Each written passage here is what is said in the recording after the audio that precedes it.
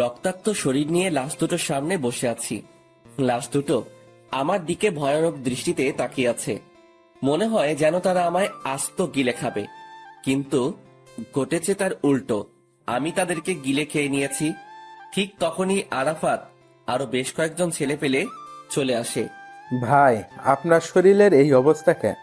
আর লাশ দুটো সামনে পড়ে আছে যে, এরা কারা? আরাফাত, এরা আমায় মারতে এসেছিল, কিন্তু তারা এটা জানে না যে যাকে তারা মারতে এসেছে সে একটা ভয়ঙ্কর নরপিশাচ। ওই বরাবরের মতন এই হলো, আমায় মারতে এসে নিজের প্রাণ হারালো। আচ্ছা শোন, লাশ দুটোকে গুম করে ফেল, এদের অস্তিত্ব সহ যেন কেউ কোনোদিন খুঁজে না পায়। আচ্ছা ভাই, আপনি সেসব নিয়ে একদম টেনশন করবেন না। আমরা লাশ দুটোকে জায়গা মতো দাফন করে দিব। কেউ আর কোনোদিন তাদের খোঁজও পাবে না। আর ভাই, আপনি এবার গিয়ে রক্তমাখা শরীরটা ধুয়ে ফেলুন। আচ্ছা, আমি গেলাম, তোরা এদিকটা সামলে ফেল। তারপর সেখান থেকে বাসায় চলে এলাম। বাসায় এসে ওয়াশরুমে ঢুকে নিজেকে ধুয়ে মুছে হায়না থেকে মানুষের রূপে ফিরিয়ে আনলাম। রাত বাজে 11টা। বাসায় আমি ছাড়া আর কেউ নেই, আর থাকবেই বা কি করে? আমার তো পরিবার বলতে কেউ নেই, তাই একা বাসা নিয়েই থাকি। তারপর ফ্রেশ হয়ে এসে শুয়ে পড়লাম। খাওয়া দাওয়ার কোনো মুড নেই আজকে, কারণ যেদিনই কাউকে দুনিয়া থেকে বিতাড়িত করি সেদিনই খাওয়ার মুড থাকে না, তাই সেভাবেই ঘুমিয়ে পড়লাম। পরের দিন সকালবেলায় ঘুম থেকে উঠে রেডি হয়ে নিলাম, কারণ কলেজে যেতে হবে। ও হ্যাঁ, আমার পরিচয় তো দেওয়াই হয়নি। চলেন কলেজে যেতে যেতে সংক্ষিপ্ত করে পরিচয়টা দিয়ে দেই। আমি আকাশ মাহমুদ, সেটা তো কারোর অজানা নয়। পড়ালেখা অনার্স শেষ বর্ষ। পরিবার বলতে কেউ নেই, ছোটকাল থেকেই এতিমখানায় বড় হয়েছি। বাকি সমস্ত কিছু গল্পের সাথে থাকলে জানতে পারবেন। আপনাদের সাথে কথা বলতে বলতে কলেজে এসে পৌঁছেছি। আমি কলেজের গেট দিয়ে প্রবেশ করতেই সবাই আমাকে দেখে মাথা নিচু করে ফেলে, কারণ তারা সবাই আমাকে ভালো করে চিনে। যে কলেজে ঘাটতেরা কেউ যদি থাকে সেটা হলাম আমি, তাই ভয়ে কেউ কখনো লাগতে আসে না। আর আমি এই পুরো কলেজে নিজের হুকুমত চালাই। আমার মুখের উপরে কথা বলবে এমন কোনো বাপের বেটা জন্ম নেয়নি এই কলেজে। ঠিক তখনই আমার ক্লোজ ফ্রেন্ড মামুনের সাথে দেখা হয়। পুরো কলেজে এই মামুন এই মাত্র একজন ব্যক্তি যে কিনা আমার সবচাইতে কাছের মানুষ। তার সাথেই আমার সমস্ত উঠা বসা। কি রে আকাশ, কখন আসলি? এই তো একটু আগে। তুই? আমি মাত্র এসেছি। আচ্ছা, সকালের মেডিসিন নিয়েছিস এখনো? আরে না রে, ঘর থেকে বের হয়ে সোজা কলেজ এসেছি। তুই নিয়েছিস নাকি মেডিসিন? আরে না, আমিও তোর মতন ঘর থেকে বের হয়ে সোজা কলেজেই এসেছি। আচ্ছা দাঁড়া, একজনকে দোকানে পাঠাচ্ছি।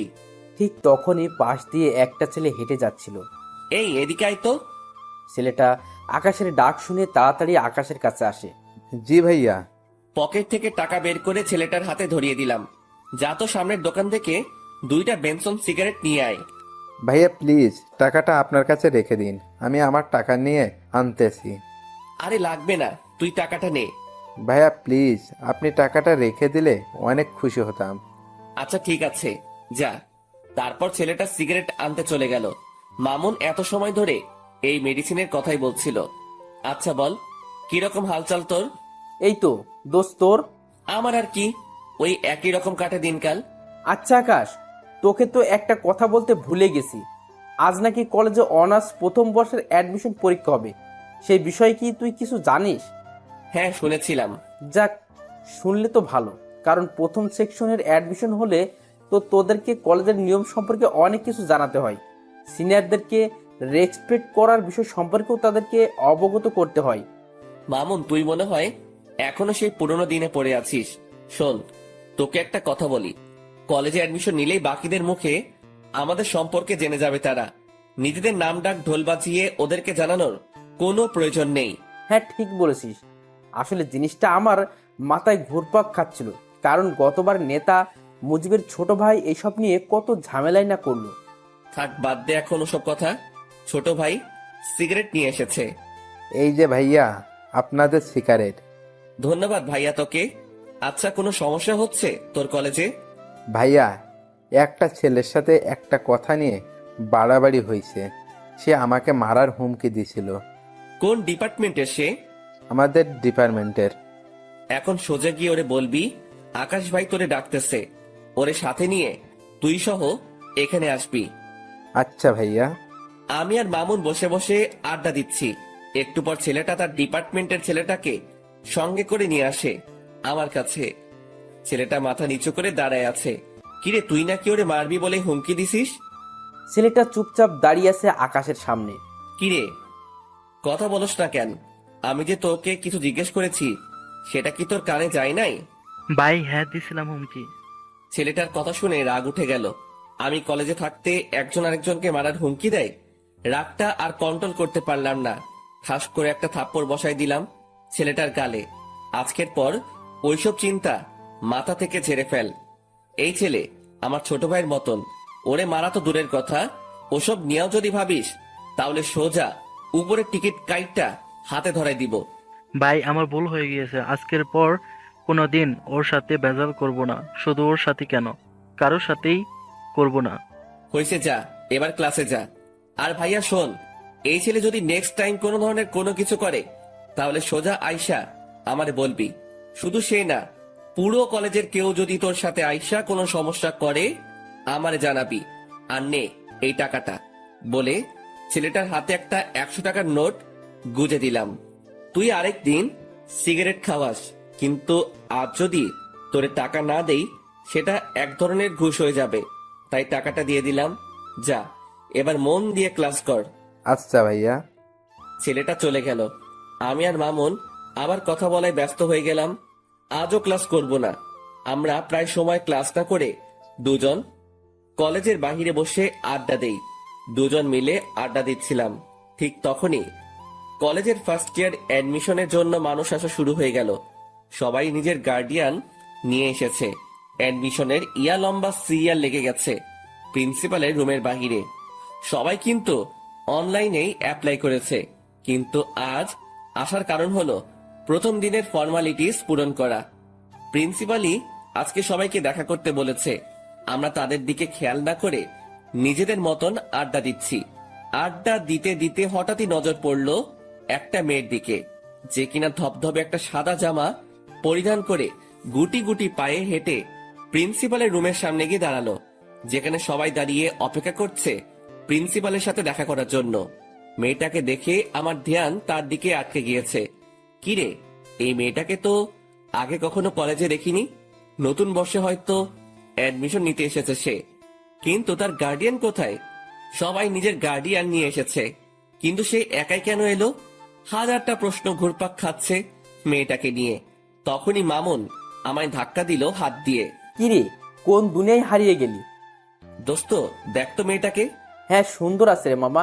শুধু কি সুন্দর নাকি, আমার কাছে তো হুড়পড়ি লাগছে। এই এই ওয়েট, আকাশ, কিরে মামা, তুই এসব কি বলছিস? তোর মুখে তো আগে কোনদিন কোনো মেয়ের প্রশংসা করতে শুনিনি। কাহিনীটা কিরে? আরে সেসব কিছু না। আর তাছাড়া সুন্দর মানুষ তো সুন্দর বলে প্রশংসা করবে না তো কি করব? মামা, আমায় কাহিনী শিখাতেই শোনা। পানি আমিও গুলে খেতে পারি। দূর বেটা। আচ্ছা ছাড় এখন সব কথা। আচ্ছা যা, ছেড়ে দিলাম, কিন্তু একটা কথা না বললেই নয়, যে মেয়েটাকে কিন্তু তোর সাথে হেব্বি মানাবে। সত্যি বলছিস? হ্যাঁ। তাহলে ধরে নে এটাই তোর ভাবি। এই তো মামা, এতদিন পর লাইন এসেছিস। চল তো মেয়েটার কাছে। তারপর মামুনকে নিয়ে মেয়েটার কাছে চলে গেলাম। এই যে তুমি একা কেন? আর তোমার মা বাবা কই? আসলে আমি তো শহরে নতুন উঠেছি কাজিনের বাসায়। আমার মা বাবা তো এখানে থাকে না, তাই একাই এসেছি। আচ্ছা ঠিক আছে। এই মামুন, তুই ওকে সবার আগে স্যারের রুমে ঢোকার ব্যবস্থা কর। মামুন আকাশের কথা মতন সেই মেয়েটাকে সবার আগে স্যারের সাথে দেখা করতে পাঠিয়ে দিল। আর তারা দুজন এই বাহিরে দাঁড়িয়ে আছে, কিন্তু হঠাৎ এই প্রিন্সিপালের রুম থেকে চেঁচামেচির আওয়াজ কানে আসে। আর তার একটু পরে সেই মেয়েটা কান্না করতে করতে বেরিয়ে আসে। আকাশ মেয়েটাকে কান্না করতে দেখে অবাক হয়ে যায় আর বলে, এই মেয়ে, কান্না করছো কেন? আসলে স্যার আমায় ঝাড়ি দিয়ে বের করে দিয়েছে, মা বাবা নিয়ে না আসায়। কি? এই মামুন চল তো। এই মেয়ে, তুমি চলো আমার সাথে। কোনো কথা বলা ছাড়াই মেয়েটার হাত চেপে ধরে তাকে নিয়ে প্রিন্সিপাল স্যারের রুমে ঢুকে পড়লাম। প্রিন্সিপাল স্যার আমায় দেখে বলল, কি হয়েছে আকাশ, হঠাৎ এমন তেড়ে ফুড়ে আমার রুমে প্রবেশ করলে যে? স্যার, এই মেয়েটাকে ঝাড়ি কেন দিছেন আপনি? মেয়েটা তার মা বাবা নিয়ে আসেনি তাই? ওর সমস্ত কিছু ওকে করেন, ওর গার্জিয়ান আমি।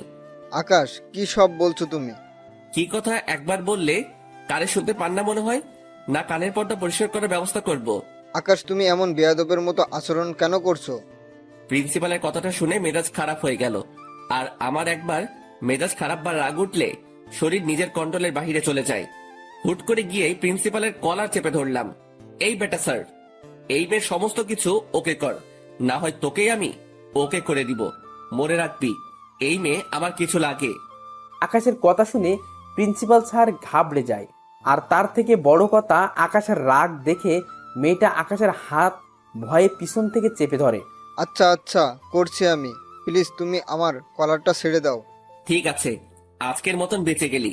তবে হ্যাঁ, একটা কথা, মেয়েটার যাতে কোনো রকমের সমস্যা না হয় এই কলেজে, তাহলে কিন্তু বেয়াদবির লিমিট আমি পার করে দিব। না না, মেয়েটার কোনো সমস্যা হবে না কলেজে। মেয়েটাও আকাশকে ছেড়ে দেয়। হ্যাঁ, চললাম আমি। আর এই মেয়ে, তোমার নামটা কি জানো? আমার নাম দিয়া। মাশাআল্লাহ, অনেক সুন্দর নাম। তোমার সমস্ত কিছু স্যার ওকে করে দিবে। তুমি কাজ শেষ করে একটু বাহিরে এসে দেখা করো আমার সাথে। আচ্ছা। আমি আর মামুন বাহিরে চলে আসলাম। তার একটু পরই মেয়েটা কাজ শেষ করে বাহিরে আসলো। তাকে ইশারা করে আমার কাছে আসতে বললাম। সে আমার কাছে আসতেই কেমন যেন একটা পাগল করা স্মেল নাকে ভেসে আসলো। সাথে সাথে মেয়েটাকে টান দিয়ে নিজের কাছে নিয়ে আসলাম আর হুট করে তার কপালে একটা চুমু এঁকে দিলাম। এই দৃশ্য দেখে মেয়েটা আর মামুন দুজনেই হা করে তাকিয়ে আছে আমার দিকে। আমি আর মামুন বাহিরে চলে আসলাম। তার একটু পরই মেয়েটা কাজ শেষ করে বাহিরে আসলো। তাকে ইশারা করে আমার কাছে আসতে বললাম। সে আমার কাছে আসতেই কেমন যেন একটা পাগল করা স্মেল নাকে ভেসে আসলো। সাথে সাথে মেয়েটাকে টান দিয়ে নিজের কাছে নিয়ে আসলাম আর হুট করে তার কপালে একটা চুমু এঁকে দিলাম। এই দৃশ্য দেখে মেয়েটা আর মামুন দুজনেই হা করে তাকিয়ে আছে আমার দিকে। লজ্জায় পড়ে গেলাম দুজনের সামনে। আরে আকাশ, টেনশন নিস না, আমি কিছুই দেখিনি। মামুনের কথা না হয় বাদ দিলাম, কিন্তু মেয়েটাকে কি বলবো এখন আমি? তাও কিছু তো একটা বলতে হবে।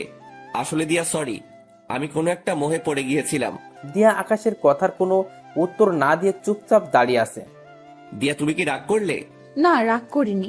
তাহলে ঠিক আছে, দেখে আমার পাশে বসো। দিয়া আমার কথা মতন আমার পাশে এসে বসলো। আমার ভিতরে কিছু একটা প্রবল গতিতে দৌড়াদৌড়ি করছে, কিন্তু কি সেটা বুঝে উঠতে পারছি না।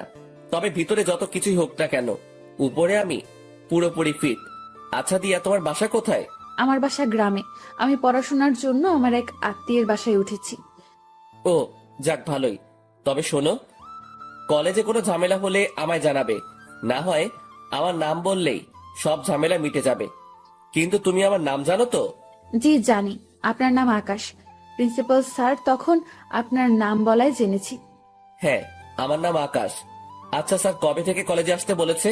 আগামীকাল থেকে। ঠিক আছে, সময় মতো চলে এসো। আর আমার নাম্বারটা দিচ্ছি, কোনো সময় দরকার হলে আমায় ফোন করো। আচ্ছা, এবার কি আমি যাব? হ্যাঁ, যাও। মেয়েটা আমার থেকে নাম্বারটা নিয়ে সোজা চলে গেল। আমি মেয়েটা চলে যাওয়ার দিকে এক নজরে তাকিয়ে আছি, কিন্তু অবাক করা বিষয় ঘটলো যখনই আমি মামুনের দিকে তাকালাম। তখন মামুন আমার দিকে চোখ পাকিয়ে তাকিয়ে আছে। কিরে মামুন, আবার কি হলো? আকাশ, মেয়েটা এই অল্প সময়ের মাঝেই তোর ভিতরে শক্ত করে গেঁথে গিয়েছে মনে হচ্ছে। জানি না রে কিছু আমি। না জানিস বললে তো আর হয় না, কারণ নিজের চোখেই সব দেখলাম। যেই ছেলে কোনোদিন কোনো মেয়েকে পাত্তা দেয় না, সে আজকে একটা মেয়েকে চুমু পর্যন্ত খেয়ে ফেলেছে। শুধু তাই নয়, মেয়েটার ভালো মন্দের খোঁজ নেওয়া হচ্ছে আবার। আরে মামুন, কি শুরু করলি বলতো? হ্যাঁ, সত্যি বললে মানুষ চেতে যায়। থাক, আর কিছু বলবো না। হ্যাঁ, তুই আর কিছু না বলেই ভালো। মামুন চুপ হয়ে গেল, আর তখনই পকেটে থাকা ফোনটা বেজে ওঠে। ফোনটা হাতে নিয়ে দেখি ছোট ভাই আরাফাতের ফোন। সাথে সাথে ফোনটা রিসিভ করলাম। কিরে, হঠাৎ এই সময় ফোন দিলি যে? কিছু হয়েছে নাকি? না ভাই, তেমন কিছু না, তবে বিশাল একটা জিনিস হাতে লেগেছে। কি? ভাই, যেই ছেলেগুলো আপনাকে মারতে এসেছে তারা মাস্তান নামক একটা গ্যাংয়ের ছেলেপেলে। কিন্তু অবাক করা বিষয় হলো, কেউ তাদেরকে হায়ার করেছে আপনাকে মারার জন্য। আর যে হায়ার করেছে সে একটা মেয়ে। আমি সেই মেয়েটা সম্পর্কে খোঁজ লাগিয়েছি, কিন্তু কোনো খবরেই বের করতে পারিনি। তবু এইটুকু বের করতে পেরেছি, মেয়েটা নাকি অনেক বড় মাফিয়া, যার ধরাছোঁয়ার কাছে যেতে হলেও নাকি 1000 বছর লেগে যাবে। আরাফাতের মুখে এসব কথা শুনে থতমত খেয়ে গেলাম। হঠাৎ একটা মেয়ে আমায় মারার জন্য উঠে পড়ে কেন লেগেছে? আমি তো কারোর তেমন কোনো ক্ষতি করিনি। আচ্ছা ঠিক আছে, আমি দেখছি সেসব বিষয় নিয়ে। আচ্ছা ভাই। আর ওইদিকে ছেলেপেলের কি খবর? হ্যাঁ ভাই, ভালোই। যাক, ভালো হলেই ভালো। আচ্ছা শোন, এখন ফোনটা রাখলাম, পরে কথা বলবো। নে তোর সাথে আমি। তারপর ফোনটা রেখে দিলাম। ফোন রাখতেই মামুন জিজ্ঞেস করলো, কি রে, কি হয়েছে রে? আরে আরাফাত খবর দিল আমায় যে ছেলেগুলো মারতে এসেছিল তাদেরকে নাকি কে কন্টাক্ট দিয়েছে, আর যে কন্টাক্ট দিয়েছে সে নাকি একটা মেয়ে। কি সাংঘাতিক ব্যাপার বাপরে। আচ্ছা বাদ দে এখন ওসব কথা, আর চল এখান থেকে যাওয়া যাক। হ্যাঁ চল, আমিও বাসায় যাব। তারপর দুজন সেখান থেকে উঠে গেলাম। দুজনেই দুজনের বাসার জন্য রওনা হয়েছি। দেখতে দেখতে বাসায় পৌঁছে গেলাম। বাসায় এসে কিছু কাপড় চোপড় অপরিষ্কার ছিল, সেসব ধুয়ে মুছে শুকাতে দিলাম। তারপর খেয়ে দিয়ে ঘুমিয়ে পড়লাম। বিকেল বেলায় ঘুম থেকে উঠে কাপড়গুলো এনে লন্ড্রিতে পাঠিয়ে দিলাম। এমন টুকিটাকি কাজ করতে করতে দিনটা কেটে গেল। পরের দিন সকালবেলায় ঘুম থেকে উঠে রেডি হয়ে কলেজের উদ্দেশ্যে রওনা হব। তখনই থানার ওসি ফোন দিল আমায়। আকাশ ভাই, আপনি একটু আর্জেন্ট থানায় এসে দেখা করুন, আপনার সাথে জরুরি কিছু কথা ছিল। আচ্ছা স্যার, আজকে কলেজ শেষ, তাই আবার বাসায় ঢুকে ব্যাগটা রেখে ঘরটা তালা দিয়ে বের হয়ে গেলাম। তারপর সোজা থানার পথে রওনা হলাম। হঠাৎই মাথায় এলো দিয়া আজ কলেজে আসবে, আর আজকেই তার প্রথম দিন। তাড়াতাড়ি মামুনকে ফোন দিলাম। হ্যাঁ দোস্ত বল। আজ হয়তো কলেজে আসা হবে না, তুই একটু দিয়াকে দেখে শুনে রাখিস, কারণ আজকে তার প্রথম দিন, তার যাতে কোনো ধরনের কোনো সমস্যা না হয়। আচ্ছা তুই সেসব নিয়ে চিন্তা করিস না, আমি কলেজের সামনেই আছি, আমি সবটা দেখছি। মামুনের সাথে কথা বলে আকাশ ফোন রেখে দেয়। আকাশ থানার উদ্দেশ্যে রওনা হয়, আর এদিকে মামুন দিয়ার জন্য অপেক্ষা করছে। দিয়া আসতেই মামুন তাকে কলেজের ভিতর দিয়ে আসে আর সবাইকে কড়াভাবে বলে দেয় যে দিয়াকে যেন কেউ কোনো ধরনের বিরক্ত না করে, কারণ সে আকাশের কলিজা। মামুনের মুখে এমন কথা শুনে সবাই অবাক হয়ে যায়, কারণ তারা কেউ মামুনকে চিনেই না। তখন মামুন আবার বলে, কথাটা একবার বলেছি, এই একবারে যেন সবার কানে ঢোকে, না হয় পরের বার শোনার জন্য কেউ আর সেই অবস্থা থাকবে না। মামুনের কথায় সবাই বিষয়টাকে নিজের ভিতরে ফিট করে নেয় যে এই মেয়েকে কোনো রকম প্যারা দিলে জীবন হারাতে হবে, কারণ যেই ছেলে পুরো ক্লাসের সামনে এমন উঁচু গলায় কথা বলতে পারে সে মানুষও খুন করতে পারবে। অন্যদিকে মামুন তাদের বলে ক্লাস থেকে বের হয়ে যায়। দেখতে দেখতে সময় পার হয়ে যায়। আকাশ থানার ওসির সাথে এখনো বসে বসে কি যেন জরুরি কথা বলছে। ঠিক তখনই দিয়ার নাম্বার থেকে আকাশের কাছে ফোন আসে। সে দিয়ার ফোন থেকে চমকে ওঠে। কিরে, হঠাৎ কি কারণে দিয়া ফোন দিল? না, ফোনটা রিসিভ করি। ফোনটা রিসিভ করতে অপর পাশ থেকে দিয়ার কান্নার আওয়াজ ভেসে আসলো। ফোনের অপর পাশ থেকে দিয়ার কান্নার আওয়াজ শুনে কলিজাটা মোচড় দিয়ে ওঠে। এই দিয়া, কি হয়েছে? আপনি কোথায়? তাড়াতাড়ি কলেজে আসেন, আমার আপনাকে প্রয়োজন। আচ্ছা আসছি, কিন্তু কি হয়েছে সেটা তো বলবে।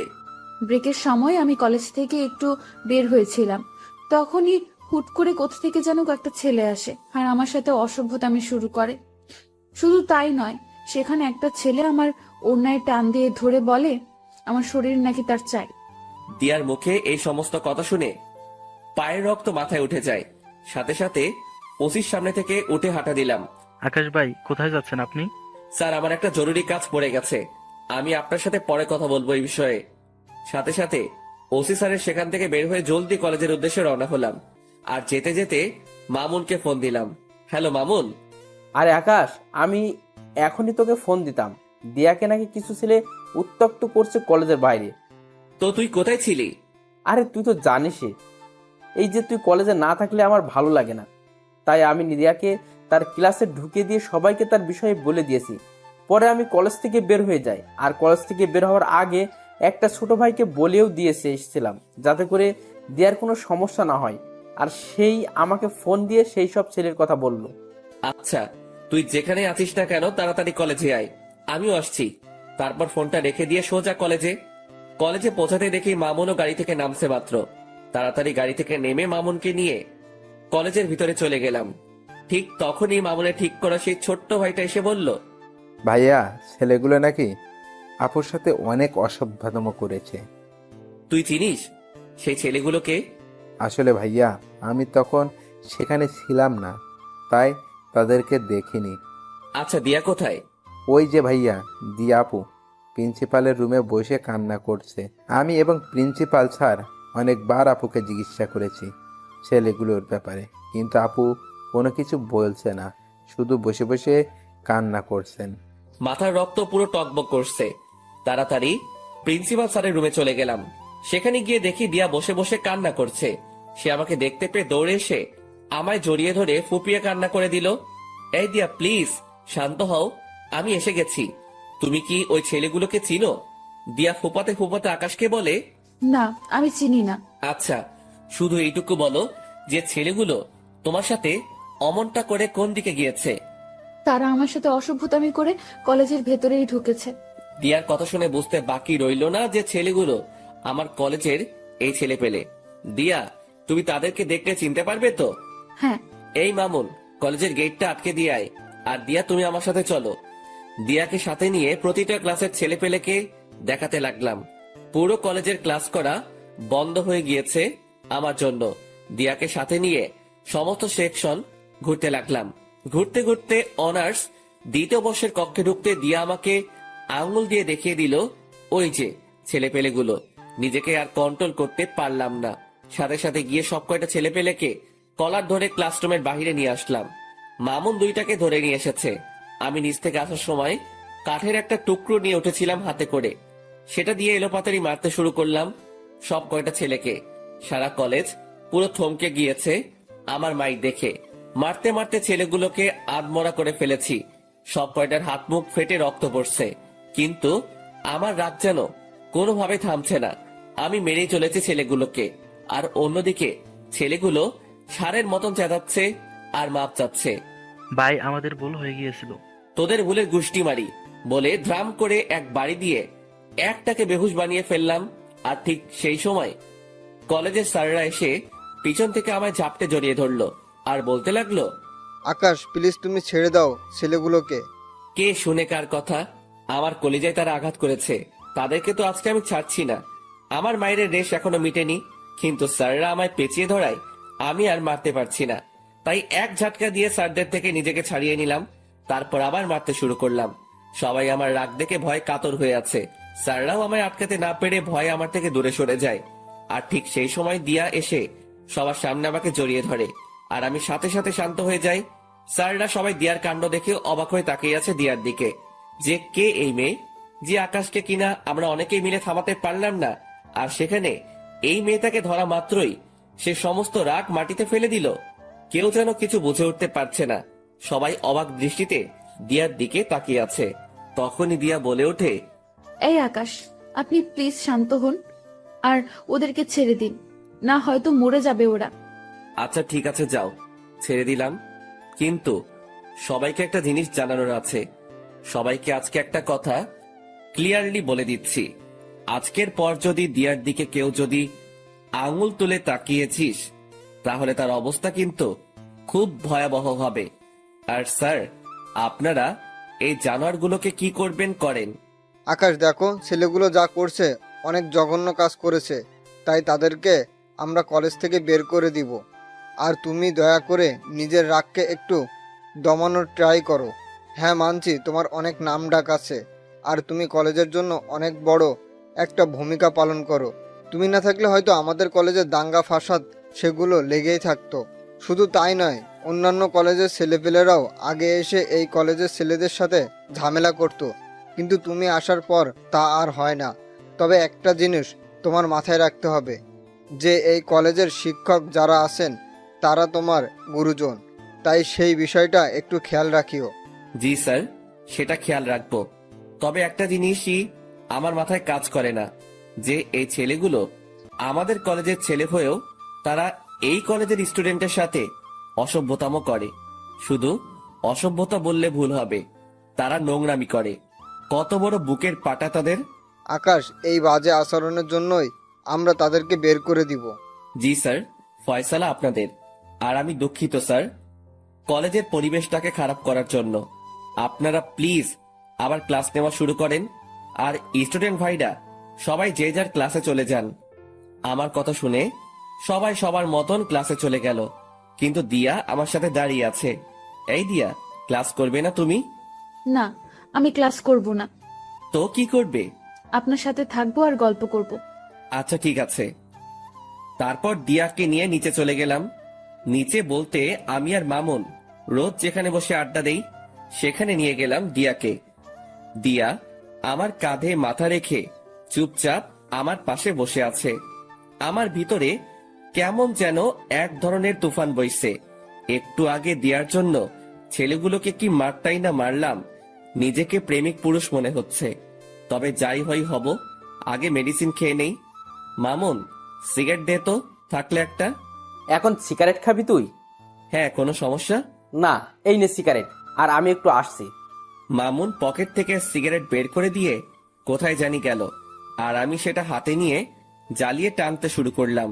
কিন্তু হঠাৎই লক্ষ্য করলাম দিয়া আমার ঘাড়ে নিজের উষ্ণ ঠোঁটের জোড়া দিয়ে স্পর্শ করছে। দিয়ার এমন আচরণ দেখে কাঁপাকাঁপি শুরু হয়ে গেল আমার। কারণ এই জীবনের প্রথম কেউ আমার শরীরে স্পর্শ করেছে। সে এবার আমার কাঁপুনি আরো বাড়িয়ে দিল। সে এবার আমার ঘাড়ে চুমু খাওয়া আরম্ভ করে। দিয়া, কি করছো? আপনার সিগারেটের ধোঁয়ায় আমার অনেক সমস্যা হচ্ছে, তাই সমস্যা দূর করতে আমি ওই কাজ করছি। মানে কি দিয়া? মানে হলো আপনার ওই সিগারেটের ধোঁয়া আমাকে যন্ত্রণা দিচ্ছে, তাই আমি সেই যন্ত্রণা থেকে মুক্তি পেতে আপনার ঘাড়ে স্পর্শ করছি। এতে করে আপনার শরীরের স্মেলটা নাকে আসছে, আর সিগারেটের ধোঁয়াটা তার মতন হাওয়ায় ভেসে ভেসে চলে যাচ্ছে। দিয়ার কথা শুনে হা হয়ে গেলাম। মেয়েটা সত্যি আসলে আস্ত একটা পাগলি। তাড়াতাড়ি সিগারেটটা হাত থেকে ফেলে দিয়ে দু হাত দিয়ে তাকে জড়িয়ে ধরলাম। সেও আমায় জড়িয়ে ধরেছে নিজের হাত দুটো দিয়ে। তারপর তাকে জড়িয়ে ধরে তার ঠোঁট জোড়াগুলো নিজের করে নিলাম। তৎক্ষণাৎ মনে পড়ল আমি কলেজের গণ্ডিতে দাঁড়িয়ে আছি। সাথে সাথে দিয়াকে ছেড়ে দিলাম। আর ঠিক সেই সময় মামুন আমাদের দিকেই আসে। কিরে, কোথায় গিয়েছিলি? আরে, বাইরে গিয়েছিলাম একটু। আচ্ছা শোন না, নতুন যারা অ্যাডমিশন নিয়েছে সেখান থেকে একটা মেয়েকে আমার বেশ ভালো লেগেছে রে। এই যে দেখ, দূর থেকে মেয়েটার একটা ছবিও তুলে এনেছি। কই দেখি, দেখা। মামুন ফোনটা এগিয়ে দিয়ে সেই মেয়েটাকে দেখাচ্ছে। বাহ, মাশাআল্লাহ, সুন্দর তো মেয়েটা। দোস্ত, এখন কি করবো বলতো? কি করবি আর? ভালো লাগলে প্রপোজ করবি। কি বলছিস এসব? তো কি করবি তুই? তোর কি অন্য কোনো প্ল্যান আছে নাকি? আরে না না, দূর। তাহলে যেটা বলেছি সেটাই কর। আর তবে আগে একটু ভালো করে দেখে শুনে নে, পরে গিয়ে প্রপোজ করিস। আর দরকার হয় দিয়া তোকে সাহায্য করবে এই বিষয়ে। আমাকে তো দেখালেন না মেয়েটাকে, তাহলে কিভাবে সাহায্য করব? আচ্ছা নাও, দেখো তুমি। মামুন ফোনটা এগিয়ে দিয়ে মেয়েটার পিকটা দিয়াকে দেখালো। সে মেয়েটাকে দেখে থতমত খেয়ে যায়, আর আকাশ জিনিসটা লক্ষ্য করে। কি হয়েছে দিয়া? না না, কিছু না। তো মুখের বুলি বন্ধ হয়ে গেল কেন? কই মুখের বলি বন্ধ হয়েছে আমার? আমার তো দিব্যি কথা বলছি। আচ্ছা, তাহলে বলো মেয়েটা কেমন দেখতে, আর মামুনের সাথে মানাবে কিনা? মোটামুটি সুন্দরী। আর মামুন ভাইয়ের সাথে মানাবে বলতে রং ঠং দেখে তো মনে হচ্ছে মানাবে, কিন্তু পরে কি হয় কে জানে। পরে কি হবে মানে বুঝলাম না। আরে আমি বলতে চেয়েছি যে মেয়েটার কোনো রিলেশন আছে কিনা সেসব নিয়ে জেনে শুনে এগোতে। ও হ্যাঁ, মামুন তুই সেসব বিষয় জেনে এগোবি। আচ্ছা। আচ্ছা চল এবার উঠা যাক। আর দিয়া, এবার বাসার দিকে যাওয়া দরকার। হ্যাঁ, আমিও চলে যাব। ঠিক আছে চলো, তোমায় গাড়িতে উঠিয়ে দিয়ে আসছি। তারপর দিয়াকে গাড়িতে উঠিয়ে দিয়ে আমি বাসায় চলে আসলাম। মামুনও চলে গেল। আমি গাড়ি থেকে নামতেই দেখি বাসার সামনে কয়েকজন ছেলে পেলে দাঁড়িয়ে আছে। ছেলেগুলোকে দেখে মনের মধ্যে একটা বাড়ি খেলো। কিরে, ছেলেগুলো কারা? না, গিয়ে দেখি। আর একটু সামনে যেতেই দেখতে পেলাম আরাফাত ঘরের দরজায় বসে আছে। সে আমাকে দেখতে পেয়ে উঠে দাঁড়িয়ে গেল। কিরে, হঠাৎ তুই এখানে? আর ছেলে পেলেগুলো কে? ভাই, একটা জিনিস দেখাতে এসেছি আপনাকে। আর ছেলেগুলো আমাদের দলেরই ছেলেপেলে। কিছুদিন আগে আমাদের গ্রুপে জয়েন হয়েছে। ও আচ্ছা, কি দেখাবি দেখি দেখা। আরাফাত পকেট থেকে ফোন বের করে আকাশের হাতে দিয়ে বলে, ভাই ছবিটা দেখেন, এই ছবির মেয়েটাই নাকি সেই মাফিয়া মেয়েটা যে আপনাকে মারার জন্য ছেলেগুলোকে সুপারি দিয়েছিল। আরাফাতের হাত থেকে ফোনটা নিয়ে ছবিটার দিকে তাকাতেই বড় সড়ো একটা শক খেলাম। ও আল্লাহ, কি করে সম্ভব এটা? এটা তো সেই মেয়ে যাকে মামুন পছন্দ করে, যার ছবি সে আমাকে আর দিয়াকে দেখিয়েছিল। আরাফাত, তুই কি শিওর এটাই সেই মেয়ে? ভাই তথ্য তো সেমনটাই পেলাম। কিন্তু আমার কেন জানি মনে হচ্ছে এই মেয়েটা সেই মাফিয়া মেয়েটা না। তবে আমার সন্দেহের তালিকা থেকেও বের করতে পারছি না, কারণ এই মেয়ের পিক মামুন এনে দেখালো, আবার সেই মেয়ের সাথেই মাফিয়া মেয়েটার সংযুক্ত। সবকিছুই কেমন যেন গোলমাল পাকিয়ে যাচ্ছে। আচ্ছা আরাফাত, তুই না বলেছিলি যে সেই মাফিয়া মেয়েটা ধারে কাছে যাওয়াও সম্ভব না, কিন্তু এখন তোরা এত সহজে এই মেয়েটার পিক পেলি কোথায়? হ্যাঁ আমি বলেছিলাম, কিন্তু ভাই খবরই তো এই মেয়ের পিকে দিল। ভালো করে দেখ কোনো ভুল মেয়ের পিক দিয়েছে কিনা। ভাই সেটা কি করে সম্ভব যে আমাদের জন্য সব সময় কাজ করে, যে আমাদেরকে সব সময় সমস্ত রকমের তথ্য দেয়, সেই মানুষটা আশা করি আমাদেরকে ভুল ইনফরমেশন দিবে না। তাও ঠিক বলেছিস। আচ্ছা ঠিক আছে, মেয়েটার বিষয়টা আমি দেখছি, কারণ মেয়েটা আমার চোখের সামনেই চলাচল করে বা করতে হবে। ওকে ভাই। আরাফাতরা চলে গেল, কিন্তু আমার ভিতরে এখনো সেই জিনিসটা ঘুরপাক খাচ্ছে যে আরাফাত যার ছবি দেখালো সেই মেয়েটাই কি সেই মাফিয়া? না, এর উত্তর আমার জানা নেই। তবে একটা জিনিস বলতে পারি যে এই মেয়েটাই যদি সেই মাফিয়া হয় তাহলে মামুনকে সতর্ক করতে হবে আমার, কিন্তু সে না কোনো আবার ভুল বুঝে বসে। দূর, কিছুই যেন ভাবতে পারছি না আর। যা হবে পরে দেখা যাবে, আগে নিজের মাথা ঠান্ডা করি। তারপর বাসায় ঢুকে বিছানায় গা এলিয়ে দিলাম, সাথে সাথে ঘুম চলে আসে। গোসল, খাওয়া দাওয়া সমস্ত কিছুই রসাতলে গিয়েছে। এক ঘুমে বিকাল হয়ে গেল। ঘুম থেকে উঠে ফ্রেশ হয়ে নিলাম, তারপর গায়ে শার্ট লাগিয়ে বাসা থেকে বের হয়ে গেলাম। আর বের হওয়ার সময় মামুনকে ফোন দিয়ে পার্কে আসতে বললাম। তারপর আমি বাসা থেকে বের হয়ে সোজা পার্কে চলে গেলাম। সেখানে গিয়ে দেখি মামুন আগে থেকেই হাজির। কি রে, তুই কখন এলি? আরে একটু আগেই আসলাম। আচ্ছা মামুন, তোর যে মেয়েটাকে ভালো লেগেছে তার সম্পর্কে কিছু জানিস কি? আরে না, তেমন কিছু জানি না, তবে তার নাম আর তার বিষয়ে টুকটাকি কিছু জানতে পেরেছি। মেয়েটার নাম হলো ফাহা, আর সে নাকি অনেক চুপচাপ স্বভাবের একটা মানুষ। কোনো ছেলের সাথে নাকি সে মিশে না, আর তার এই জিনিসটাই আমার সবচাইতে বেশি ভালো লেগেছে। তার নামটা যেমন সুন্দর, তার চাল চলনও তেমন সুন্দর।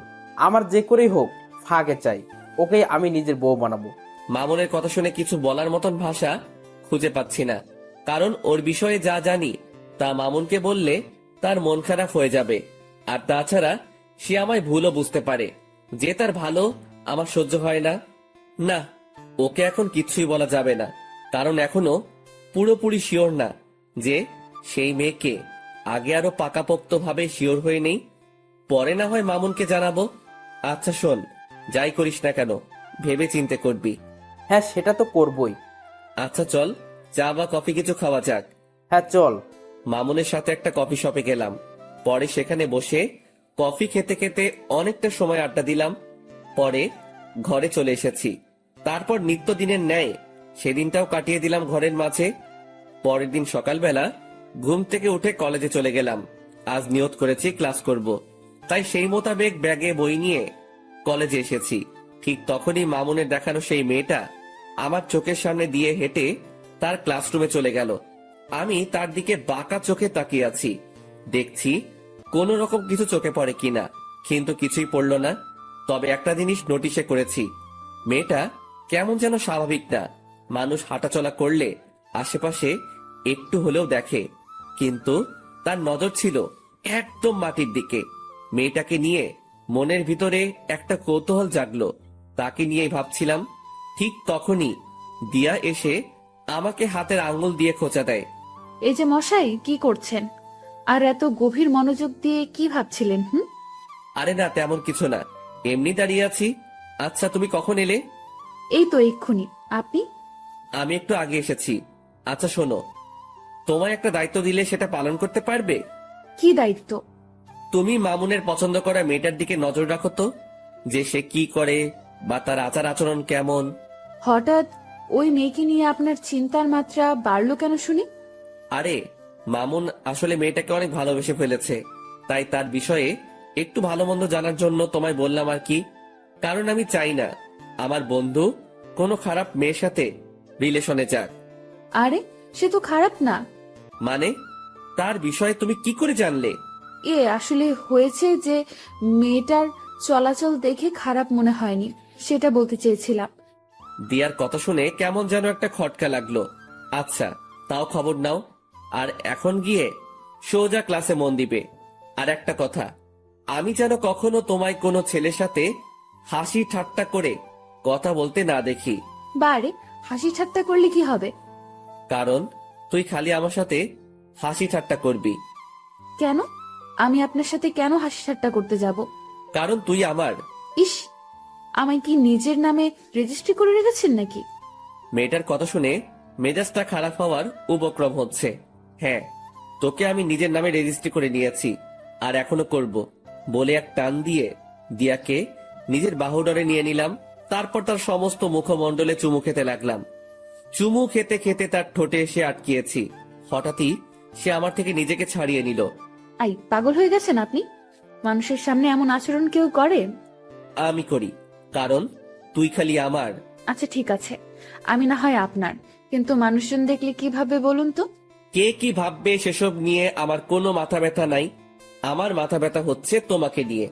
তুমি কোনো ঝামেলা না করলেই হয়। আচ্ছা হয়েছে, এবার পাগলামো বন্ধ করুন। আর আমি কোনো ঝামেলা টামেলাতে নেই, আর ঝামেলা করতে চাইলেও তো করতে পারবো না, কারণ আপনি আমায় আস্ত গিলে খেয়ে ফেলবেন। শুধু গিলে খাবো না, সেদিন একদম জোর করে তোকে নিজের করে নিব। দুনিয়ার মহলে আর আসতে দিব না। বাপ রে বাপ, কি সিরিয়াস টাইপ মানুষ আপনি। হ্যাঁ, আমি অনেক সিরিয়াস। আচ্ছা এবার ক্লাসে যাও, অনেকটা সময় নষ্ট হয়েছে কথা বলে। তোমার ক্লাসও হয়তো শুরু হয়ে গিয়েছে। ঠিক আছে, যাচ্ছি। দিয়া ক্লাসে চলে গেল, আর অন্যদিকে আমি আমার মতন ক্লাসে চলে এলাম। সবাই আমাকে ক্লাসে দেখে চুপচাপ হয়ে গেল। আমার ক্লাসের স্যার এখনো আসেনি। আমি স্বাভাবিকভাবে একটা টেবিলের উপরে বসে পড়লাম। তার কিছু সময় পর মামুন আসলো। সে এসে আমার পাশে বসলো। দুজন একটু কথা বলে স্যারের জন্য অপেক্ষা করছি। কিছুক্ষণ পর অপেক্ষার প্রহর কাটলো। স্যার ক্লাসে আসলো, এসে ক্লাস নিতে শুরু করলো।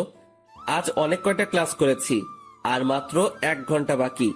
এই মামুন, আজকের মতো ক্লাস এখানেই শেষ রে। আজকে আর ক্লাস করব না। আচ্ছা চল, আমিও বেরিয়ে যাব। শেষ ঘন্টা না করে মামুনের সাথে বেরিয়ে গেলাম। ক্লাস থেকে বের হয়ে মামুনকে বললাম, মামুন চল তো দিয়ার ক্লাস থেকে ঘুরে আসি। হ্যাঁ চল, এই সুযোগে আমি ফাঁকে দেখতে পারবো। মামুনকে নিয়ে দিয়ার ক্লাসে চলে গেলাম। দিয়া আমাকে দেখতেই ক্লাস না করে সকলের সামনে ব্যাগ হাতে নিয়ে চলে গেল। এই দিয়া ক্লাস করবে না? না, আমি আর ক্লাস করব না। এই মেয়ে, আর 1 ঘন্টা আছে খালি ক্লাস শেষ হতে। ক্লাসটা শেষ করে বের হও একদম। দিয়া হঠাৎ করেই সকলের সামনে চেঁচিয়ে ওঠে। এই যে আমি বলেছি না যে আমি আর ক্লাস করব না। এই দিয়া, এতটা হাইপার হচ্ছ কেন তুমি? কারণ আমার এখন আর ক্লাস করতে ইচ্ছে করছে না, কিন্তু আপনি আমাকে ক্লাস করতে জোর করছেন, তাই হাইপার হয়েছে। তো কি করবে এখন? কি করব আর, আপনার সাথে বসে বসে ভালো কিছু মুহূর্ত কাটাবো। দিয়ার কথা শুনে ভিতরে লাড্ডু ফুটেছে মতন অবস্থা। আচ্ছা ঠিক আছে, দিয়াকে নিয়ে আমাদের বসার অবস্থানে চলে এলাম।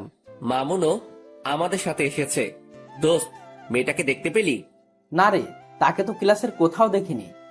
কারণ সে আপনারা আসার 1 ঘন্টা আগে ক্লাস থেকে বেরিয়ে গিয়েছি। ও আচ্ছা, কিন্তু কোথায় গিয়েছে? কে জানে কোথায় গিয়েছে, হয়তো বাসায় যাবে গেলে, না হয়তো কলেজেই থাকবে। কিন্তু তাকে তো আমরা কলেজের বাইরে দেখতে পাইনি। তাহলে হয়তো বাসায় চলে গিয়েছে। হ্যাঁ সেটাই হবে হয়তো। মামুন ফাহাকে দেখতে না পেয়ে মন খারাপ করে ফেলে। আরে মামুন, তুই মন খারাপ করিস না। ভালোবাসার মানুষ কখনো এত সহজে ধরা দেয় না। দেখবি একসময় তুই ঠিকই তাকে নিজের করে পাবি। জানি না রে কি আছে কপালে, তবে মেয়েটা আমার কলিজার গেথে গিয়েছে। মামুনকে কি বলে সান্ত্বনা দিব জানি না, তবে মন থেকে খালি দোয়া এটাই করি যে সেই মেয়েটা যেন ভালো হয়, আর মামুনের সাথে যেন তার সমস্ত কিছুই সঠিকভাবে হয়, কিন্তু বর্তমানে মামুনের চেহারাটা পুরো আধার হয়ে আছে। ওকে সান্ত্বনা দেওয়ার মতন ভাষা খুঁজে পাচ্ছি না। তখনই মামুন বলে ওঠে, আকাশ, তোরা থাক, আমি বাসায় চলে গেলাম। আচ্ছা ঠিক আছে, চল আমরাও আজকে বাসায় চলে যাব। কিন্তু শোন, কালকে সেই মেয়েটা কলেজে আসলে আমি তোর বিষয়টা দেখব। তুই ভালো করে জানিস যে আজ পর্যন্ত কোনো কাজে আমি ফেল হইনি, সো তোর ব্যাপারেও হব না। ধন্যবাদ বন্ধু। তারপর সবাই সবার মতন বাসায় এসে গেলাম। দিয়াকে তার বাসায় পাঠিয়ে দিয়ে মামুন আর আমি যে যার মতন চলে গেলাম। এদিকে আমি বাসায় আসতেই দরজার নিচে একটা খাম চোখে পড়লো। কে যেন একটা খাম আমার দরজার নিচে রেখে গেছে। কৌতূহল করে সেটা হাতে উঠালাম। সেটা হাতে নিয়ে বুঝতে পারলাম খামটার ভিতরে কোনো একটা কিছু আছে। তারপর খামটা খুলতেই দেখি ভাঁজ করা একটা সাদা কাগজ। কৌতূহলটা যেন আরো বেড়ে গেল। কাগজের ভাঁজটা খুলে দেখি কিছু লেখা আছে কাগজটাতে। কোনো কিছু না ভেবে লেখাটা পড়তে শুরু করলাম। আপনি যাকে আপন ভাবছেন সে আপন নয়। মনে রাখবেন, বিকেল বেলায় সূর্য মেঘের আবরণে ঢেকে গেলে পরের সকালে সেই সূর্যই আবার নতুন রূপে আকাশে উদিত হয়। তারপর আর কিছু লেখা নেই।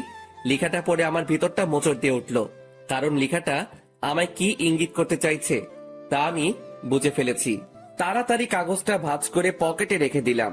তারপর চাবি দিয়ে দরজা খুলে বাসায় ঢুকে সোফায় গা ছেড়ে দিয়ে বসে পড়লাম। মাথাটা ভো ভো করে ঘুরছে, মনে হচ্ছে যেন নিজের ভিতরেই ঘূর্ণিঝড় বইছে। অনেকটা সময় সোফাতে বসেই কাটিয়ে দিলাম। দেওয়াল ঘড়িটার দিকে নজর পড়তেই দেখি ঘড়ির কাঁটা 2টা ছাড়িয়ে গেছে। তাড়াতাড়ি সোফা ছেড়ে উঠে ফ্রেশ হতে চলে গেলাম। কিছুক্ষণ পর ফ্রেশ হয়ে ওয়াশরুম থেকে ফিরে আসলাম। তারপর খাবার খেতে খেতে মাথায় আসলো আরাফাতের কথা। যেই ভাবা সেই কাজ। তাড়াতাড়ি খাওয়া দাওয়া সেরে আরাফাতকে ফোন লাগিয়েছি। হ্যাঁ ভাই, বলেন। শোনো, আমার কেন জানি মনে হচ্ছে মাফিয়া মেয়েটা আমার খুব নিকটে।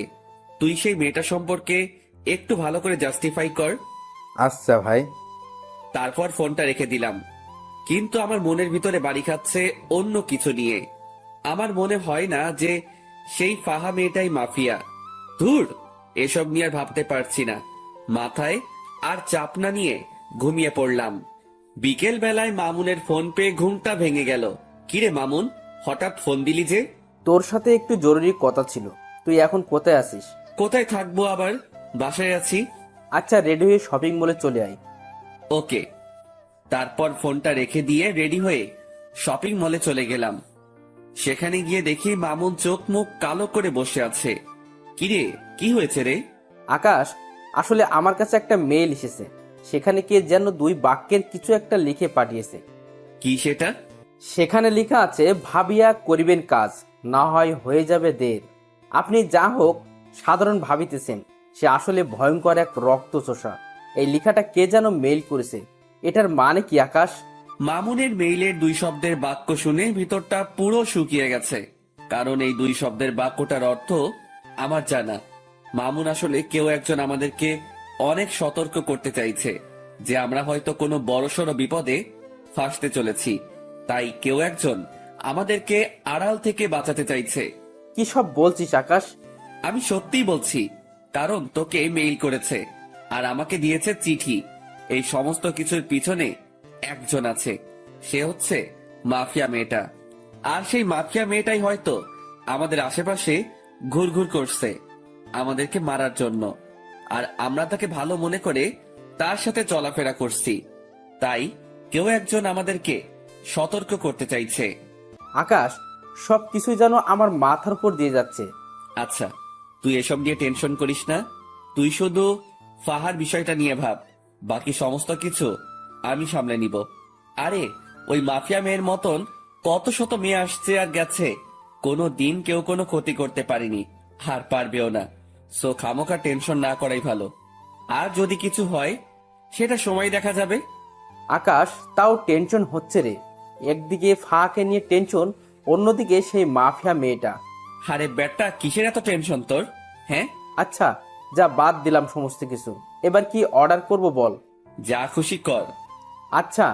মামুন তার নিজের মতন খাবার অর্ডার করলো। তারপর দুজন মিলে খেয়ে দিয়ে অনেকটা সময় আড্ডা দিলাম। রাত বাজে 8টা। তারপর সেখান থেকে দুজনের মতন চলে এলাম। আমি বাসায় পৌঁছাতেই আরাফাত ফোন দিল। ভাই, অনেক বড় একটা জিনিস বের করেছি। কি? ভাই, যার ছবি দেখিয়েছি সে মাফিয়া মেয়েটা না। কেউ যেন বুঝে আমাদেরকে গোমরা করার জন্য সে মেয়ের পিক দিয়েছে। এখানে মাফিয়া মেয়েটা অন্য কেউ। ইন্না লিল্লাহ, যেটা ভেবেছিলাম সেটাই হয়েছে। আচ্ছা ঠিক আছে, তোরা মাফিয়া মেয়েটার খোঁজ লাগানো চালু রাখ, আর আমি আমার মতন কাজ চালিয়ে যাচ্ছি। আচ্ছা ভাই। তারপর ফোনটা রেখে দিলাম। পরের দিন সকালবেলায় ঘুম থেকে উঠে কলেজে চলে গেলাম। কলেজে গিয়ে দেখি দিয়া কলেজের বাহিরে দাঁড়িয়ে আছে। দিয়া, বাহিরে দাঁড়িয়ে আছো কেন? আপনার জন্যই অপেক্ষা করছিলাম। ও তাই? হুম। আচ্ছা চলো ভিতরে চলো। দিয়াকে নিয়ে কলেজের ভিতরে ঢুকে আমাদের সেই বসার প্লেসটাতে বসে পড়লাম। দিয়াকে আজ কেন জানি খুশি খুশি লাগছে, কিন্তু আমার ভিতরে সেই মেয়েটাকে নিয়ে জটলা পেকে আছে। এই যে আপনার চোখ মুখ কালো কেন? আরে না, এমনিতেই। আমার তো মনে হয় না যে এমনিতেই। আমার তো মনে হচ্ছে যে কিছু একটা হয়েছে। আরে না বললাম তো। আচ্ছা ঠিক আছে, না হলে নাই। এবার দেখি আমাকে জড়িয়ে ধরে বসুন। হঠাৎ এমন পাগলামো করেন মানে? পাগলামো কোথায় করছি? হ্যাঁ, আমি আমার প্রিয় মানুষটাকে জড়িয়ে ধরতে চেয়েছি, এটাতে পাগলামো কোথায়? দিয়ার কথা শুনে মুখে তালা লেগে গেল। মেয়েটার মনেও হয়তো আমার জন্য জায়গা হয়ে গিয়েছে, কিন্তু সে স্থির নেই। সে নিজেই আমাকে জড়িয়ে ধরে কাঁধে মাথা রাখলো। ঠিক তখনই দেখি ফাহা নামক মেয়েটা আসছে, আর তার পিছনে পিছনে মামুন। দিয়া, আমায় ছাড়ো তো একটু, আমি ফাহার সাথে একটু কথা বলবো মামুনকে নিয়ে। দিয়া আমার কথা শুনে আমায় ছেড়ে দিল। আমি সেখান থেকে উঠে ফাহার কাছে চলে গেলাম। এই যে ফাহা, তোমার সাথে আমার কিছু কথা আছে। ভাইয়া, আমি জানি আপনি আমায় কি বলবেন, কিন্তু বিশ্বাস করুন আমার মনের অবস্থা ভালো নেই। কিছু একটা নিয়ে অনেক ঝামেলায় আছি। যদি কিছু মনে না করেন তাহলে কথাটা কালকে বললে হয় না?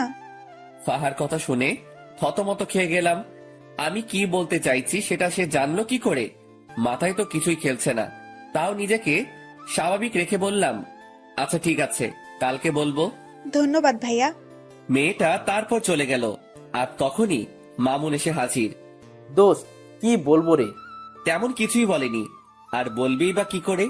কারণ আমি তোর কথা তো তাকে বলিনি, কারণ তার নাকি আজ মন খারাপ, তাই সে কালকে শুনবে বলেছে আমার কথা। ও আল্লাহ জানে কি রিয়াকশন আছে ওর। মামুন, তুই নিশ্চিন্ত থাক। আর একটা জিনিস আমি লক্ষ্য করেছি, সে কিন্তু তোর বিষয়ে অলরেডি খবর পেয়ে গিয়েছে, কারণ তার হাবভাব দেখে সেটা আমি বুঝে নিয়েছি। সেটা কি করে জানলো? কি করে জেনেছে সেটা আমি জানি না, তবে সে যে জেনেছে সেটা আমি শিওর। আকাশ, এখন কি হবে আল্লাহ জানে। কি হবে আর? সে তোর বউ হবে। আকাশ, তুই ঠাট্টা করিস এখনো? ঠাট্টা না, সত্যি বললাম। সত্যি হলে তো ভালোই। আচ্ছা চল এবার ক্লাসে যাওয়া যাক। তারপর সবাই সেখান থেকে উঠে যে যার মতন ক্লাসে চলে গেলাম। আজও প্রায় অনেক কয়টা ক্লাস করেছি, তবে শেষের ঘন্টাটা করিনি। শেষের ঘন্টা না করে আমি আর মামুন কলেজের বাহিরে একটা খালি জায়গা আছে, সেখানে দাঁড়িয়ে দাঁড়িয়ে সিগারেট খাচ্ছি। হঠাৎই দেখি সেদিন কলেজের যে ছেলেগুলোকে আমি মেরেছিলাম দেওয়ার জন্য, সেই ছেলেগুলো আরো সাথে অনেক ছেলে পেলে মিলে আমার দিকেই এগিয়ে আসছে। সবার হাতেই লাঠি ছোটা। ছেলেগুলোকে দেখে আমি মামুনকে বললাম, মামুন তাড়াতাড়ি জায়গা ত্যাগ কর এখান থেকে। কিন্তু কেন? কারণ এখানে একটা বড়সড় ঝামেলা হবে। তুই তাড়াতাড়ি জায়গা ত্যাগ কর, আমি এদিকটা দেখছি। না, আমি তোরে ছেড়ে কোথাও যাচ্ছি না, যা হবে দেখা যাবে। তুই আসলে একটা ঘাওড়া মামুন। হ্যাঁ, যা বলার বলতে পারিস। আমি মামুনকে আর কিছু না বলে তাড়াতাড়ি আরাফাতকে মেসেজ করে বলে দিলাম। অন্যদিকে ছেলেপেলে গুলো আস্তে আস্তে আমার কাছে চলে আসলো। তারা এসেই আমার আর মামুনের উপরে প্রহার করতে শুরু করে। অনেক কয়জন ছেলে পেলে তাদের, আর এদিকে আমি আর মাত্র মামুন। কিন্তু আমরাও কম না, আমরাও প্রতিহাত করতে শুরু করলাম। ঠিক সেই সময় হঠাৎ করেই ফায়ারিং এর আওয়াজ কানে আসলো। সাথে সাথে সবাই স্টপ হয়ে গেলাম। চোখ পাকিয়ে চারপাশটা দেখতে লাগলাম। চোখের সামনে কিছুই দেখতে পেলাম না, কিন্তু যেই না পিছনে ফিরেছি তখনই দেখি প্রায় শতাধিক ছেলে পেলে আমার পিছনে দাঁড়িয়ে আছে। সবার হাতে ভয়ঙ্কর ভয়ঙ্কর অস্ত্র। আমি তাদেরকে দেখে থতমত খেয়ে গেলাম, কারণ এত ছেলে পেলে তো আমার না, আর আমার হলেও আরাফাতকে তো দেখতে পাচ্ছি না। ঠিক সেই সময় তাদের ভিতর থেকে দিয়া আর ফাহা নামক মেয়েটা সামনে বেরিয়ে আসে। এই দৃশ্য দেখে পায়ের নিচ থেকে যেন মাটি সরে গিয়েছে আমার। কে এই দিয়া আর ফাহা? থ হয়ে সেই জায়গাটাতেই দাঁড়িয়ে আছি। অন্যদিকে দিয়া হাতে হকি স্টিক নিয়ে আমার দিকে এগিয়ে আসছে। দিয়ার কর্মকাণ্ড দেখে ভিতরটা যেন মরুভূমির মতন শুকিয়ে গেছে। দিয়া আকাশের দিকে এগিয়ে যাচ্ছে হাতে হকি স্টিক নিয়ে। দিয়ার কাণ্ড দেখে আকাশের 12টা অলরেডি বেজে গিয়েছে, কিন্তু তবুও সে নিজেকে স্ট্রং রাখার ট্রাই করেছে। দিয়া হকি স্টিক হাতে নিয়ে আকাশের শরীরে দ্রাম করে এক বাড়ি বসিয়ে দেয়, আর আকাশ সাথে সাথে চোখ অফ করে ফেলে। কিন্তু দিয়া বাড়িটা আকাশকে না মেরে মাটিতে মারে। আকাশ চোখ খুলতেই দেখে সে ঠিকঠাক ভাবে দাঁড়িয়ে আছে, আর দিয়া তার সামনে দাঁড়িয়ে মিটমিট করে হাসছে। কিরে পাগল, ভয় পেয়েছো বুঝি? আকাশের মুখ দিয়ে কোনো কথাই বের হচ্ছে না, সে রোবটের মতন দাঁড়িয়ে আছে। আই পাগল, ভয় পাওয়ার কিছুই নেই। আমি তোমায় মারবো না, আমি মারবো তাদেরকে যারা তোমায় মারতে এসেছে। তারপর দিয়া সেই লাঠিটা নিয়ে সেই ছেলেগুলোকে উড়োধুড়ো মারতে শুরু করে।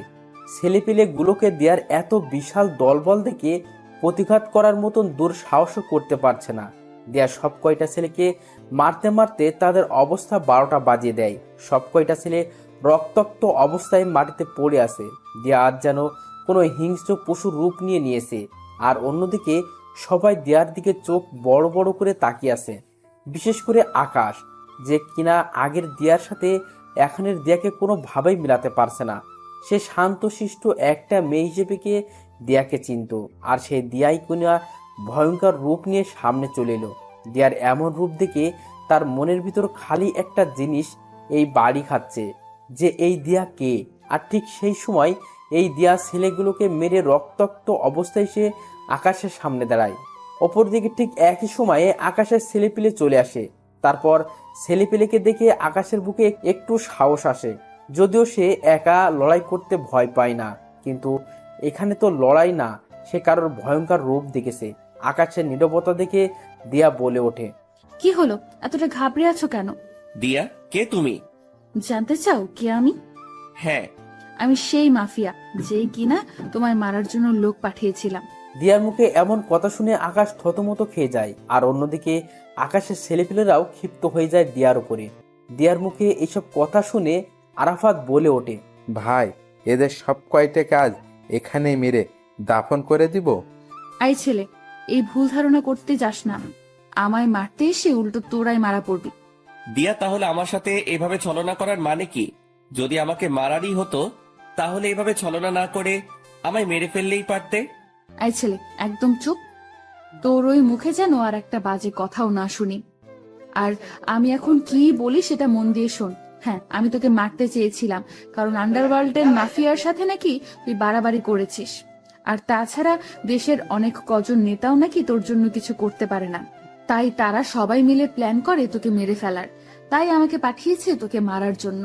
কিন্তু আমি জানি যে তোর অনেক ক্ষমতা আছে, তুইও চাইলে আমার সাথে বরাবরের মতন টক্কর দিতে পারিস বা আমায় মেরেও ফেলতে পারিস ব্যতিক্রম হলে। কিন্তু আমি এমন কোনো ঝামেলাই চাই না, কারণ আমি যেদিন প্রথম কলেজে আসি সেদিন তুই আমার চোখের পানি মুছে দিয়ে আমার কপালে চুমু খেয়েছিস। আমি যেদিন এই কলেজে আসি সেদিন তুই আমার জন্য স্যারের সাথে লড়াই করেছিস। শুধু তাই নয়, তুই আমার জন্য আরো অনেক কিছুই করেছিস। তোর জন্য সেদিন আমি ন্যায় বিচার পেয়েছি। তুই আমার জন্য সেই ছেলেগুলোকে মেরেছিস। তো আমি মানুষটা তোর সাথে বেইমানি করি কি করে? তবে হ্যাঁ, আমি তো বললাম যে তোকে আমি মারতে চেয়েছি, কিন্তু সেটা তোকে না জেনে শুনে। কিন্তু আমি যখন জানতে পেরেছি যে আমার জন্য যে দুনিয়ার সমস্ত প্রকার সমস্যার মুখোমুখি হতে পারে আমি তাকে মারতে চলেছি, সেদিন আমি এই সমস্ত কিছু বাতিল করে দিই। কারণ তুই মানুষটাকে মারা আমার পক্ষে সম্ভব না, কারণ এমন একটা মানুষকে আমি কখনোই মারতে পারবো না। আর মারতে পারবো কি করে? আমিও যে তোকে ভালোবেসে ফেলেছি, আর ভালোবাসার মানুষকে কি কেউ মারে নাকি? দিয়ার কথা শুনে 1000 ভোল্টের একটা শক খেলাম। দিয়ার কথাগুলো শুনে যেন আমার সমস্ত শরীর পাথরের রূপ ধারণ করে নিয়েছে। এত বড় ঝাটকা আমি এই জীবনে প্রথম খেলাম। কি হলো, কথা বলছো না যে? দিয়া, তুমি কি সত্যি বলছো এসব? হ্যাঁ বাবা, আমি সত্যিই বলছি। আমি আমার কলিজার গায়ে কোনো দিনও হাত দিব না। দিয়ার কথা শুনে নিজেকে আর স্থির রাখতে পারলাম না। সাথে সাথে এক টান দিয়ে দিয়াকে নিজের বুকে নিয়ে নিলাম। শক্ত করে জড়িয়ে ধরে রেখেছি দিয়াকে। দিয়াও আমার বুকে মাথা রেখে চুপটি করে পড়ে আছে বুকের মাঝে, আর অপরদিকে আমার চোখ জোড়া দিয়ে টুপটুপ করে পানি পড়ছে। দিয়া আমার চোখ থেকে অশ্রু পড়তে দেখে বলে, আই আকাশ, প্লিজ কান্না করিও না। তুমি কান্না করলে আমার ভালো লাগবে বলো? দিয়া, এটা তো সুখের কান্না। দিয়ার কথা শুনে সবাই অবাক হয়ে যায়। ঠিক তখনই ফাহা নামক মেয়েটা আকাশ আর দিয়ার দিকে এগিয়ে আসে আর বলে, ম্যাম, আমি একটা ভুল করে ফেলেছি। কি ভুল? ম্যাম, আমি আপনার অগোচরে একটা কাজ করেছি, যেটা হলো আমি যখন জানতে পারি আপনি যাকে মারতে এসেছেন সে এই লক্ষ্মী ভাইয়াটা, তখন আমি ওনাকে সতর্ক করার জন্য ওনার বাসায় কয়েকটা চিঠি দেই, যাতে করে তিনি সতর্ক হয়ে যায় আর আপনার হাত থেকে বেঁচে যায়। কিন্তু আমি জানতাম না যে আপনি ওনাকে ভালোবাসেন আর মারার প্ল্যান বাতিল করেছেন। কি, তুই আমার লোক হয়ে ওর পক্ষ নিয়েছিস এতদিন? ম্যাম সরি, আসলে বিশ্বাস করুন ভাইয়াটা মানুষের ভালো করতে গিয়ে বড় বড় নেতাদের কাছে খারাপ হয়েছে। শুধু তাই নয়, ওনার জন্য এই কলেজে কোনো নারী ঘটিত সমস্যা হয় না। আমি যখন ওনার এইসব কর্মকাণ্ড সম্পর্কে জেনেছি বা দেখেছি, তখন তিনাকে আর সাপোর্ট না করে পারলাম না। ফাহা, তুই আমার সাথে বেইমানি করার ফলস্বরূপ মৃত্যু ডিজার্ভ করিস, কিন্তু এই জন্য তোকে মারলাম না বা বেঁচে গেলি। যে তুই যাই করিস না কেন, সবটাই আমার প্রিয় মানুষের জন্য করেছিস। ম্যাম প্লিজ, আপনি আমার উপরে রাগ করে থাকবেন না। না, তোর উপরে আমার কোনো রাগ নেই, কিন্তু একটা অর্ডার পালন করতে হবে আমার। কি সেটা ম্যাম? আমার কলিজার একজন বন্ধু আছে যার নাম মামুন। ওই যে ভাইটা দাঁড়িয়ে আছে, উনি তোকে ভালোবাসে। ম্যাম সেটা আমি আগেই জেনেছি। তাহলে আর দেরি কিসের? যা গিয়ে সবকিছু ঠিকঠাক করে নে। দিয়ার কথা শুনে ফাহা লজ্জায় লাল হয়ে আছে। এই যে লজ্জা পাওয়ার কিছুই নেই, যা বলেছি গিয়ে সেটা কর। আর আপনারা সবাই যে যার মতন চলে যান, যাদেরকে মেরেছি তারা এইভাবে পচে মরুক। আকাশ, তুমিও তোমার ছেলে পেলেকে চলে যেতে বলো। আচ্ছা, এই আরাফাত, তোরা সবাই চলে যা, তোদের সাথে আমার পরে কথা হবে। আচ্ছা ভাই। তারপর সবাই সবার মতন চলে যায়। আকাশের ছেলেপিলেরাও চলে যায়, আর অন্যদিকে দিয়ার কথা মতন তার লোকেরাও চলে যায়। আর এদিকে আকাশ দিয়াকে নিয়ে কলেজের ভিতরে প্রবেশ করে। তারপর তাদের বসার স্থানে গিয়ে দুজন মিলে বসে বসে গল্প করতে শুরু করে। এই যে আকাশ সাহেব, আমি না সরি, আপনাকে আমার সমস্ত সত্যি আগেই বলা উচিত ছিল। দিয়ার কথা শুনে আবারও থতমত খেয়ে গেলাম, কারণ মেয়েটা মিনিটে মিনিটে তার রূপ পরিবর্তন করছে। এই দিয়া, তুমি না একটু আগে আমায় তুই আর তুমি বলে ডাকছিলে, কিন্তু হঠাৎ করে আপনিতে চলে আসলে কেন? আরে বলেছি না যে আমি আপনার আগের সেই দিয়া হয়ে যাব, তাই আপনি করে বলছি। এই পাগলি মেয়ে, তার একদম কোনো দরকার নেই। হ্যাঁ, তুমি আগের মতন হয়ে যাও, কিন্তু তুমি বলেই ডাকো, কারণ তোমার মুখে আপনি থেকে তুমি শুনতেই বেশি ভালো লাগে। তাই বুঝি? তাই। আচ্ছা দিয়া, তোমায় একটা কথা বলি। হ্যাঁ বলো। তুমি যে আমায় মারতে এসে মারলে না, এতে কি তোমার ক্ষতি করবে না ওরা, যারা তোমায় আমাকে মারার জন্য ঠিক করেছে? ইস, বললেই হলো নাকি? ওরা কি জানে যে আমার কলিজার কত পাওয়ার? ওরা কি জানে যে আমায় মারতে হলে তাদেরকে বিশাল একটা শক্তিশালী বটগাছ কাটতে হবে, যে বটগাছটা আমাকে ভালোবাসাতেই বেষ্টন করে রেখেছে? দিয়ার কথা শুনে শরীরটা নাড়া দিয়ে উঠল খুশিতে। দিয়া, সত্যি তোমাকে পেয়ে আমি অনেক খুশি। আমিও তোমাকে পেয়ে অনেক খুশি। দিয়া আর আকাশ কথা বলছে নিজেদের মতন। ঠিক সেই সময় মামুন আর ফাহা মিটমিট করে হাসতে হাসতে তাদের দিকে এগিয়ে আসে। কি রে বেটা মামুন, ফাহাকে পেয়ে আজ অনেক খুশি মনে হচ্ছে? হ্যাঁ রে দোস্ত, আজকে আমি অনেক খুশি। যাক, তোর খুশিতেই আমরা খুশি। আচ্ছা আয়, সবাই মিলে একসাথে বসে আড্ডা দেই। তারপর সবাই মিলে আড্ডা দিতে থাকে। এই আড্ডার মাঝেই কেটে গেল একটা বছর। আজ আকাশ আর মামুনের গ্রাজুয়েশন কমপ্লিট হয়েছে। দিয়া আর ফাহা খুশিতে আত্মহারা যে তাদের প্রিয় মানুষগুলো গ্রাজুয়েশন কমপ্লিট করছে। ঠিক সেই জায়গাটাতেই বসেই আর সবাই মিলে আড্ডা দিচ্ছে। এই বসাতেই আকাশ আর মামুন তাদের প্রিয় মানুষকে বিয়ে করে নেওয়ার প্ল্যান সাজিয়ে ফেলে। আগামী সপ্তাহে তাদের বিয়ে। দুই বন্ধুই একই দিনে বিয়ে করবে। দেখতে দেখতে বিয়ের দিন চলে আসে। দিয়ার পরিবার থেকে তার মা আসে, যিনি কিনা দিয়ার পরিবার, তার পরিবার আর কেউ নেই। অপরদিকে ফাহার পরিবার থেকে তার মা আর মামা আসে বিয়েতে। তার পরিবারও অনেক ছোট। মামার বিয়ে হয়ে গেছে, তিনি বউ নিয়ে আলাদা থাকেন। আর ফাহার আম্মু একাই থাকেন। আগে ফাহাও একসাথে থাকতো, কিন্তু তাদের পরিবারের অবস্থা খারাপ হওয়ায় ফাহা দিয়ার সাথে যোগ দেয়। আর দিয়াও পরিবারের চালাতে এই পন্থা অবলম্বন করে। দেখতে দেখতে দুই বন্ধুর বিয়ে হয়ে যায়। এদিকে বিয়ের সমস্ত কাজ সম্পন্ন হওয়ার পর আকাশ বাসর ঘরের সামনে দাঁড়িয়ে আছে। তারপর দরজা খুলে ভিতরে ঢুকে সে ভিতরে ঢুকে দেখতে পায় সারা বাড়ি অন্ধকার। সে দিয়াকে ডাক দেয়, কিন্তু দিয়া কোনো সারা শব্দ করে না। দিয়ার সারা শব্দ না পেয়ে হাতিয়ে হাতিয়ে সামনের দিকে এগিয়ে যায়। আর ঠিক তখনই কেউ একজন চাকু নিয়ে আকাশের পেটে ঢুকিয়ে দেয়। আকাশ সাথে সাথে চেঁচিয়ে ওঠে, আর সাথে সাথেই রুমের বাতি জ্বলে ওঠে। Happy birthday to you my dear কলিজা।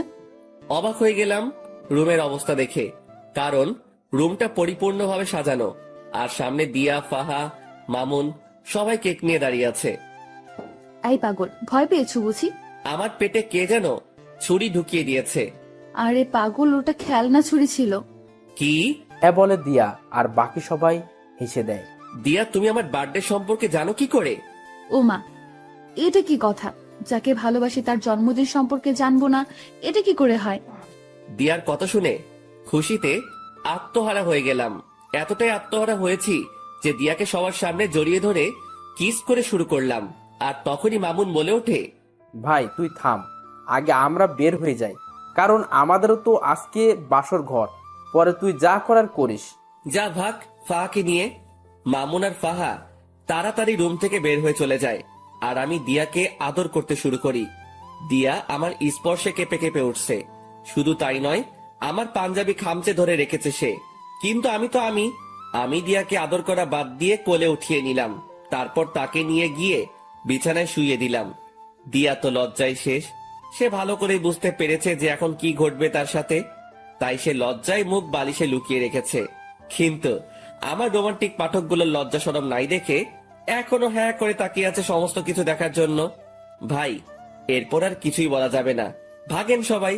বউ আমার, ইতিহাসও আমি রচনা করব, কিন্তু মাঝে আপনারা এভাবে বাধা দিলে তো ইতিহাস রচনা করতে সমস্যা হবে।